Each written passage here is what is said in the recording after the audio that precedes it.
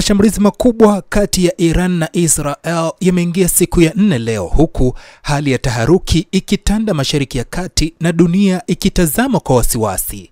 Mgogoro huo unaendelea kushika kasi baada ya pande zote mbili kubadilishana makombora na mashambulizi ya anga katika kile kinachotajwa kuwa kipindi cha hatari zaidi kuwahi kushuhudiwa katika miongo ya hivi karibuni. Taarifa zinaeleza kuwa Israel ilianzisha mashambulizi ya anga mnamo Juni 12 ikilenga vituo vya nyuklia vya Iran kama vile Natanz, Ford na Isfahan. Jeshi la ulinzi la Israel IDF ilieleza kuwa hatua hiyo ilikuwa ya kuzuia mipango ya Iran ya kutengeneza silaha za nyuklia.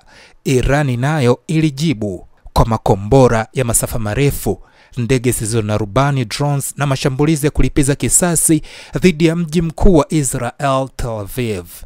Kwa mujibu wa taarifa zilizothibitishwa na mashirika ya kimataifa, Iran takriban watu 224 wamepoteza maisha na zaidi ya 1200 wamejeruhiwa.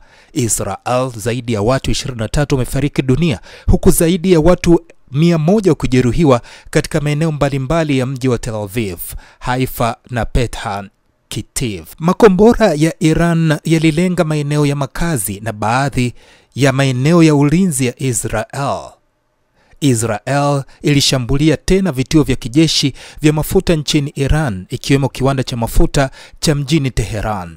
Mashambulizi mapya yametekelezwa leo Juni 16 ambapo ndege za kivita za Israel zimeripotiwa kushambulia vituo vya kijeshi vya vikosi vya Quds, maghara ya silaha katika mikoa ya Mashhad. Irani imefyatua makombora yaliyoelekezwa Tel Aviv na vifo vingine vya raia vimeripotiwa.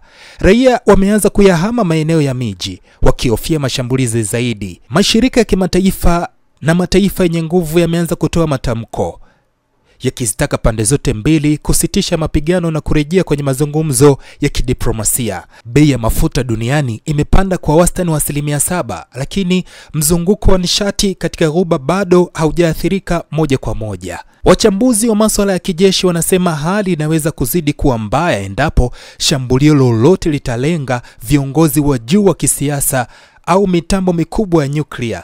Iqra FM itaendelea kufuatilia mzozo huu kwa karibu na kukuletea taarifa za kina pindi ambapo zinapopatikana. Kwa sasa hali ya usalama katika Mashariki ya Kati inabaki kuwa tete, huku hatima ya mamilioni ya raia ikiwa mashakani. Iqra FM.